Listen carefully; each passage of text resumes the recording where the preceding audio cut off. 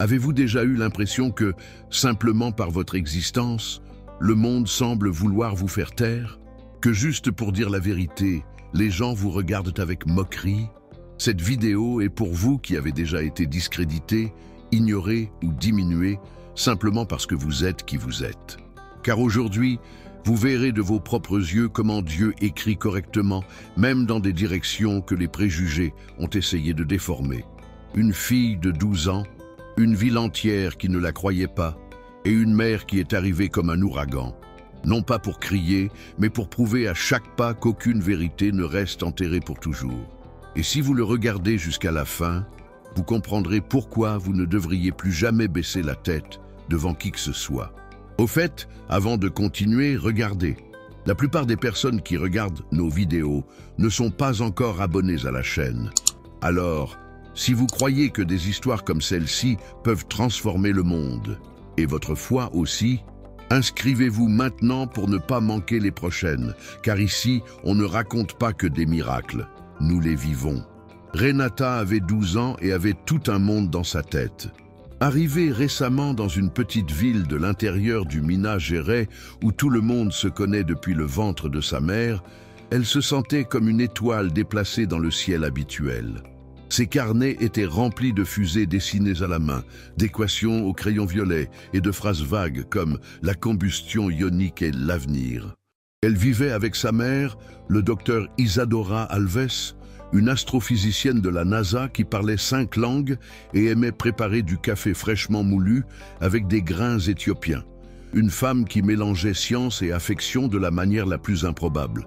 Mais dans cette école, l'improbable était synonyme de mensonge, et Renata l'a vite compris. C'était un mardi gris, avec le genre de vent qui fait flotter la jupe de votre uniforme et vous donne la chair de poule. Lors de la 2e classe, le professeur de géographie a demandé à chaque élève de raconter un fait curieux sur sa famille.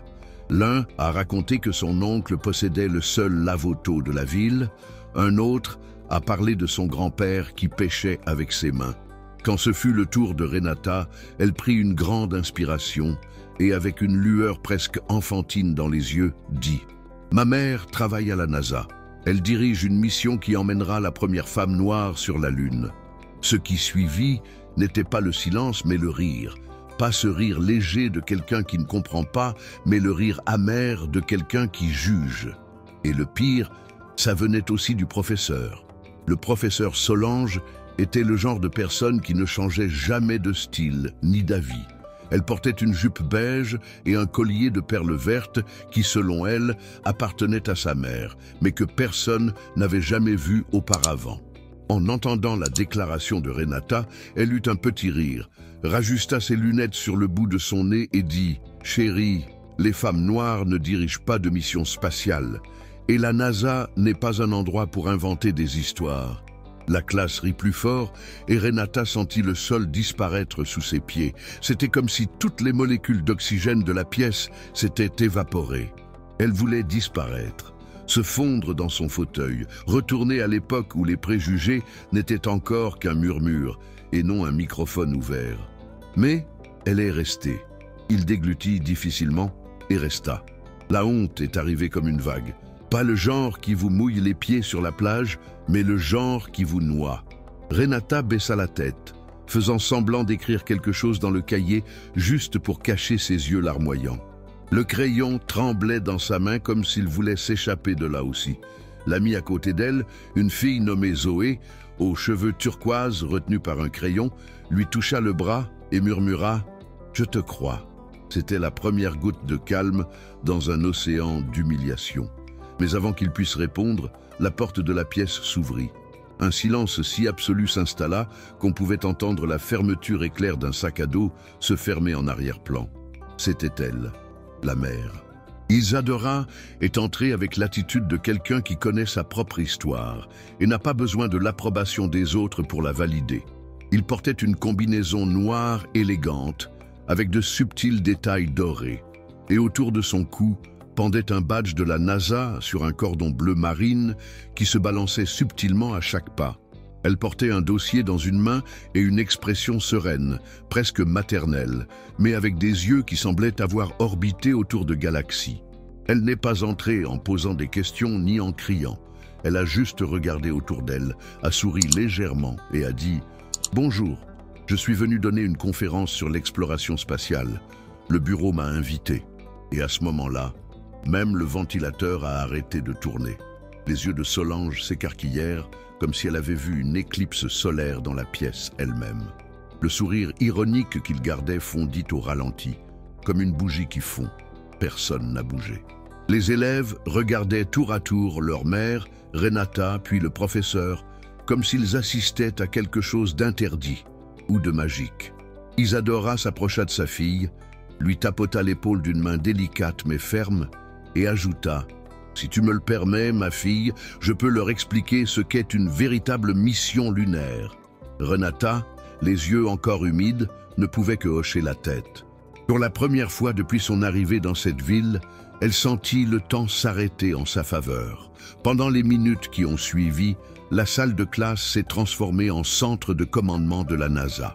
Isadora a ouvert son dossier, a sorti une tablette avec des modèles 3D du vaisseau spatial Orion et de la capsule lunaire et a commencé à expliquer la mission Artemis comme si elle racontait une histoire au coucher, mais avec des données, des graphiques et des données scientifiques de pointe. Les étudiants, jusque-là désintéressés, étaient fascinés. Même ceux qui chuchotaient en arrière-plan se penchaient en avant. Elle parlait de propulsion avec le même enthousiasme que quelqu'un qui parle d'un gâteau d'anniversaire, et d'ingénierie avec la facilité de quelqu'un qui apprend à nouer un lacet. Mais le plus frappant était la façon dont il regardait chaque élève dans les yeux, comme pour dire « Toi aussi, tu appartiens à l'espace ». Solange a essayé d'interrompre. Elle toussa, bougea sur sa chaise, laissa échapper un « inconfortable », mais personne d'autre ne pouvait l'entendre. Cette femme, noire, brillante, élégante, démantelait des siècles de stéréotypes en temps réel, et avec un simple badge accroché autour du cou. À la fin de la présentation, la salle a éclaté en applaudissements. Zoé fut la première à se lever, puis les garçons à l'arrière. Même la fille à l'arrière, qui n'avait qu'un casque dans une oreille, a applaudi. Renata regardait tout en silence, comme si elle assistait à une éclipse qui n'arrive qu'une fois dans une vie. Mais à l'intérieur d'elle, quelque chose a changé de forme. Une flamme s'est allumée, et ce n'était pas seulement la fierté de la mère, c'était quelque chose de nouveau, le sien. Ce jour-là, Renata rentra chez elle en silence. Dans la voiture, Isadora lui a demandé si elle allait bien, si elle voulait parler, si elle avait besoin d'un câlin, et Renata a juste souri. Un sourire contenu mais ferme, de quelqu'un qui n'avait toujours pas de mots, mais qui avait déjà une décision. De retour à la maison, elle monta directement dans sa chambre, ouvrit son vieux classeur à reliure quadrillée et écrivit en haut de la première page « Projet de propulsion ionique, foire scientifique ». La mère, voyant cela plus tard, comprit sans avoir besoin de demander. Et il a juste laissé un mot sur la porte de la chambre. La fierté ne suffit pas. Je t'aime. PS. Vérifiez la constante diélectrique avant de commencer. Le projet est devenu une obsession. Renata a commencé à dormir moins et à faire plus de recherches. Elle a publié des articles en anglais technique, regardé des documentaires tard le soir et même envoyé un email à un ingénieur du MIT qui a répondu en pensant qu'elle était une étudiante. Pendant la récréation, elle dessinait des schémas pendant que les autres jouaient au volleyball. Zoé était la seule à rester, même si elle ne comprenait rien à la physique. Elle a dit « Je ne sais pas ce qu'est la poussée, mais je sais que tu vas l'obtenir ». C'était un support gratuit, et c'était le carburant le plus rare que Renata ait jamais eu. Le jour de la foire, le ciel semblait trop clair, comme si l'univers, pour une fois, applaudissait en silence. La cour de l'école, habituellement grise et terne, était remplie de tentes de fortune, d'affiches tordues et de tables recouvertes de TNT colorées. Des parents, téléphone portable à la main, se retrouvent coincés entre des travaux sur des volcans de bicarbonate et des expériences sur des pommes de terre génératrices d'énergie. Lorsque Renata est apparue avec une valise noire dans les mains, et Zoé, juste derrière elle, équilibrant les derniers câbles, le sol a semblé ouvrir l'espace. Elle portait une chemise noire avec des détails argentés, ses cheveux attachés en 2 chignons latéraux et un badge sur lequel était écrit « Projet de propulsion ionique, Renata Alves ». Personne n'a ri. Pour la première fois, le silence régnait, non pas par mépris, mais par respect. Alors qu'elle assemblait le prototype, Renata tremblait un peu, non pas de peur, mais à cause de l'électricité qui semblait parcourir ses veines. L'équipement était une petite chambre cylindrique avec des filaments de tungstène réutilisés, un système de lévitation magnétique fait maison et un tableau de contrôle tellement rafistolé qu'il ressemblait à une carte de guerre. Lorsque les jurés se sont approchés, elle n'a pas hésité. Il a expliqué le principe de la propulsion ionique avec la voix ferme de quelqu'un qui sait, non pas parce qu'il l'a lu dans un livre, mais parce qu'il l'a reconstitué fil par fil aux premières heures de la panne de courant. Et lorsqu'il appuya sur le bouton d'allumage, le prototype s'illumina d'une lueur bleu pâle et l'objet au centre commença à léviter doucement, flottant comme une promesse. Personne n'a cligné des yeux. Zoé non plus. Les jurés non plus. Pas même le professeur Solange. Lorsque les gagnants ont été annoncés, l'air était lourd, comme si chaque respiration transportait des volts. Les étudiants se sont rassemblés au centre de la cour, tous anxieux. La 3e place a été attribuée à un modèle de ville intelligente. Le 2e, pour un projet sur l'énergie éolienne. Lorsqu'ils ont annoncé le gagnant de la 1re place, le coordinateur s'est même éclairci la gorge avant de parler. Et le grand moment fort de la foire scientifique de cette année revient à Renata Alves pour le projet de propulsion ionique. Le cri de Zoé est venu avant les applaudissements. Elle a sauté, pleuré, serré Renata si fort qu'elle a failli laisser tomber la capsule en lévitation. L'enseignante Solange n'a pas applaudi. Mais ça n'est pas sorti non plus. Il est resté là, fermé là, regardé. Au moment de prendre les photos, quelqu'un a crié « Appelle ta mère pour qu'elle vienne ici !» Et Isadora est apparue au milieu de la foule, portant une blouse bleue avec le logo de la mission Artemis imprimé sur la poche. Le soleil brillait intensément sur son visage, alors qu'elle se penchait pour serrer sa fille dans ses bras. L'image qui est restée dans toutes les mémoires était celle de 2 femmes noires, côte à côte, tenant un prototype futuriste, souriant comme si elles avaient déjà gagné avant même que le prix ne soit décerné. Mais à l'intérieur de Renata, une nouvelle inquiétude surgit. Il ne suffisait plus de prouver que sa mère était incroyable. Elle voulait être plus que le reflet. Je voulais être ma propre lumière. La semaine suivante, l'administration de l'école a demandé à Renata de partager son expérience avec d'autres classes. Elle a préparé une présentation simple avec des diapositives réalisées sur son vieil ordinateur personnel et des vidéos expliquant comment fonctionnait l'accélération des particules. Mais ce qui m'a le plus impressionné, ce ne sont pas les graphismes ni les termes techniques. C'était sa façon de parler en regardant chaque élève dans les yeux, comme si elle leur disait « Vous pouvez le faire aussi ». La classe de 6e a fait une ovation debout. Un garçon potelé avec un appareil dentaire a demandé s'il était possible de construire une fusée avec une bouteille empêtée. Elle a répondu « Bien sûr que oui, mais ensuite, nous viserons l'orbite ». Le changement était subtil, mais il a commencé là. À la cafétéria, les étudiants ont commencé à s'asseoir avec elle. À la bibliothèque, ils ont demandé des conseils sur des sites web pour étudier la physique. Même Solange a commencé à agir différemment. Un jour, à la fin du cours, il prit Renata à part et lui dit « Je crois que je dois revoir certaines certitudes. Merci de me l'avoir appris. Il n'y a pas eu d'excuses officielles. Ce n'était même pas nécessaire. La reconnaissance résidait dans les petites choses. Et même si Renata se sentait encore parfois déplacée, elle ressentait désormais un nouveau sentiment, celui d'appartenance, comme si elle avait non seulement ouvert une porte, mais laissé une traînée de lumière que d'autres pourraient suivre. Avec le succès de la foire, l'histoire de Renata a atteint un public plus large qu'elle n'aurait pu l'imaginer. Une professeure de l'Université fédérale a partagé la vidéo de sa présentation dans un forum académique. Quelques jours plus tard, Isadora a reçu un email invitant sa fille à visiter un centre de recherche à São José dos Campos. C'était juste une visite, mais Renata a pris le carnet violet avec tous les croquis et a demandé à voir le laboratoire de propulsion. Là, un ingénieur aux cheveux gris, qui sentait le café et l'huile de machine, feuilleta le cahier avec un sourire en coin et commenta « Vous avez ici des choses qu'un étudiant en master a encore du mal à comprendre. » Elle n'a pas répondu. Il souriait simplement du coin de la bouche, avec le même calme qu'il avait appris de sa mère. Sur le chemin du retour, dans la voiture, la tête appuyée contre la vitre, Renata a posé la question qui lui restait en travers de la gorge toute la journée. « Maman, est-ce qu'ils arrêteront un jour de penser qu'on n'y arrive pas ?»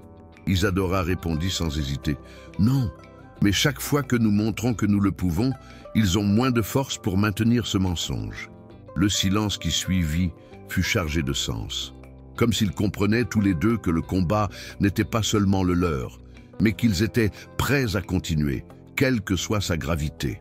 Et c'est lors de ce voyage que Renata a eu l'idée de créer quelque chose de plus grand qu'un trophée de foire.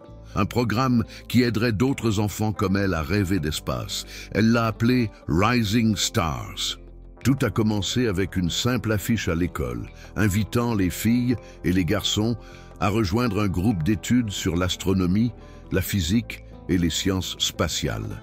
Ils pensaient que 2 ou 3 curieux viendraient. Le premier jour, 12 personnes sont apparues.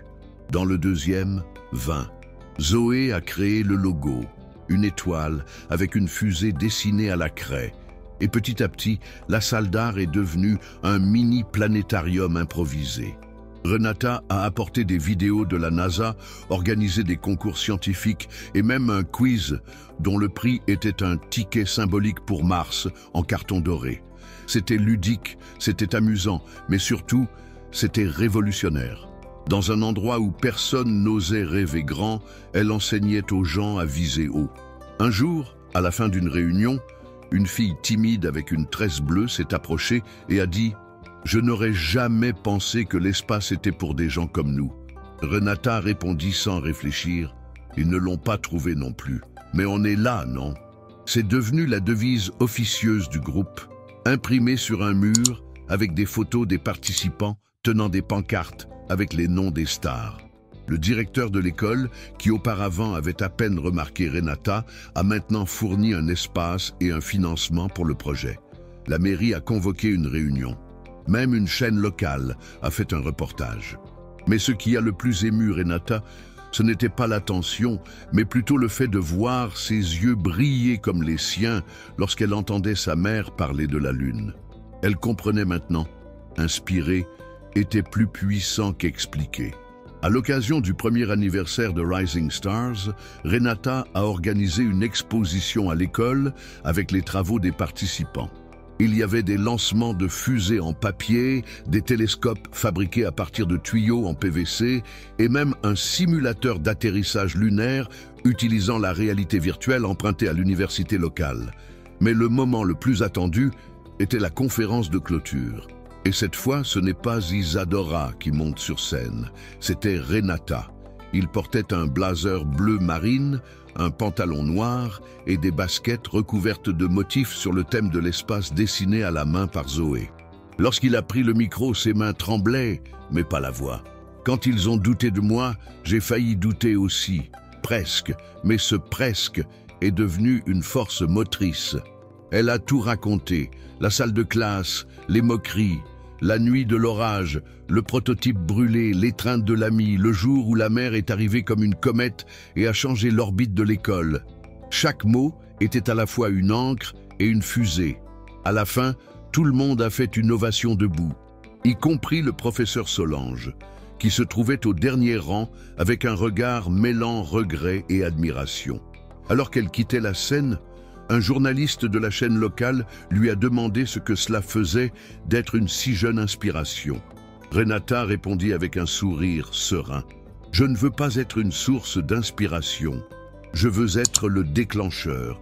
Je veux que les gens l'allument eux-mêmes. » Dans les jours qui ont suivi la conférence, Renata a remarqué que quelque chose de silencieux était en train de changer dans la ville. Ce n'étaient pas des gros titres ou des panneaux d'affichage. C'était de petites choses, mais c'était puissant. Le garçon qui avait l'habitude d'imiter une fusée pour se moquer des gens demande maintenant de l'aide pour construire un circuit. Le professeur de portugais a commencé à suggérer des livres avec des protagonistes noirs, vivant des aventures scientifiques. Et Solange elle-même, un après-midi, a demandé à parler à Isadora. Ils ont dit que c'était une longue conversation, avec du thé d'hibiscus et des larmes contenues. Après cela, Solange a commencé ses cours avec une question. Et si tout ce que vous croyez sur le monde était incomplet? C'était petit, mais c'était le début. Renata, quant à elle, restait agitée. Je n'avais que 13 ans maintenant, mais je sentais que ce temps était trop précieux pour le perdre à attendre. Il a commencé à écrire un livre électronique gratuit contenant des expériences simples que les enfants peuvent réaliser à la maison avec des objets recyclables. Il a appelé Zoé pour illustrer, elle les a envoyés dans des bibliothèques publiques, des écoles et des ONG. Chaque fois que quelqu'un lui envoyait un message de remerciement, elle se souvenait du portefeuille sur lequel était tagué le mot « menteur ». C'était étrange de penser à quel point les choses avaient changé si vite. Mais en même temps, cela semblait inévitable, comme si chaque pas avait été orchestré par quelque chose de plus grand qu'elle, peut-être les étoiles elles-mêmes. Un vendredi après-midi, Renata a reçu une lettre avec un timbre international. C'était la NASA. Ce n'était pas une invitation officielle ni une proposition de stage. C'était quelque chose d'encore plus improbable. Une lettre manuscrite d'un ingénieur de l'équipe de la mission Artemis. On pouvait y lire « J'ai entendu parler de votre projet. Je me suis reconnu en vous. Continuez. Le monde a besoin de plus d'esprits comme le vôtre et de plus de filles noires qui n'acceptent pas la gravité des autres. » Renata l'a lu en silence, puis l'a lu à voix haute à sa mère, puis l'a relu seule dans sa chambre. Il a pleuré. Ni de tristesse, ni de joie. Il pleura de soulagement. Comme si quelque chose en elle lui disait « On t'a vu. Et tu as ta place. » Cette même nuit, il se rendit sur le toit de la maison. Elle s'est allongée sur un tapis bleu et a regardé le ciel, comme elle le faisait quand elle était petite. Le ciel de cette petite ville semblait plus étoilé que partout ailleurs. Zoé est montée à l'étage avec 2 sodas et un sac de Doritos. Ils étaient assis côte à côte, en silence. Renata regarda son amie et dit « J'ai peur. Et si tout ça n'était qu'un instant ?» Zoé rit, lui poussa légèrement l'épaule et répondit « Alors, on crée un autre moment, et puis un autre, jusqu'à ce qu'on devienne une constellation. » Et cette nuit-là, sous un ciel d'une immensité impensable, Renata comprit que la constance était aussi un moyen de gagner. Petit à petit, Rising Stars s'est répandu dans d'autres villes. Les enseignants ont commencé à contacter Isadora pour lui demander de l'aide pour reproduire le projet. Les enfants des quartiers oubliés ont commencé à envoyer des vidéos montrant leurs fusées fabriquées à partir de paille et de rubans adhésifs. Certaines écoles, qui auparavant disposaient à peine de fonds pour les activités de base, ont créé des coins scientifiques appelés Espaço Renata. Elle n'a jamais demandé ça. Elle n'a jamais cherché à être honorée. J'aimerais juste que personne d'autre n'ait à baisser la tête pour dire la vérité. Dans une interview, ils lui ont demandé quel était son rêve. Elle a répondu « Mon rêve est qu'un jour une fille dise qu'elle veut devenir astronaute et que personne ne trouve cela drôle. » Renata marche toujours dans les couloirs de l'école, avec les cheveux attachés et le cahier violet dans les mains. Vous entendez encore des murmures, des regards en coin, des doutes non exprimés. Mais maintenant, cela n'a plus d'importance. C'est juste du bruit. Parce que là où avant, il n'y avait que de la honte, maintenant, il y a une vision. Et elle a appris que celui qui porte un rêve doit être aussi fort que le titane, mais aussi léger qu'un lion. Et être différent dans une petite ville n'est pas une menace, c'est une impulsion. Et le professeur Solange? Eh bien, ils disent qu'à la fin de l'année, elle a invité Renata à être l'oratrice de la classe de finissant de l'école primaire. Et lorsqu'il monta sur scène, d'une voix étranglée, il lut une phrase collée au tableau. « La gravité est réelle, mais la force qui nous fait nous lever l'est aussi. » Elle a été applaudie, non pas comme quelqu'un qui est pardonné, mais comme quelqu'un qui essaie d'apprendre. Et peut-être, juste peut-être, cela suffirait. L'histoire de Renata n'est pas une histoire de victoire. C'est une question de cohérence, de ne pas les laisser éteindre votre lumière, même lorsqu'ils essaient de souffler de toute leur force. Il s'agit de comprendre que l'espace est aussi le sien, et, plus important encore, tant qu'une étoile brûle dans la poitrine de quelqu'un, aucun système ne peut contenir cette orbite, car au final, ceux qui sont nés pour atteindre le ciel apprennent très tôt à utiliser les préjugés comme carburant. Et si cette histoire t'a touché, n'oublie pas de liker la vidéo. Dis-moi en commentaire ce que tu as ressenti. Je lis tout, vraiment. Abonne-toi à la chaîne pour ne pas manquer les prochaines histoires. Et surtout, partage cette vidéo avec quelqu'un qui en a besoin aujourd'hui. Ici, dans Histoire de vie, chaque témoignage est une lumière. Et ensemble, nous formons les gardiens de l'histoire. À très bientôt pour une nouvelle histoire.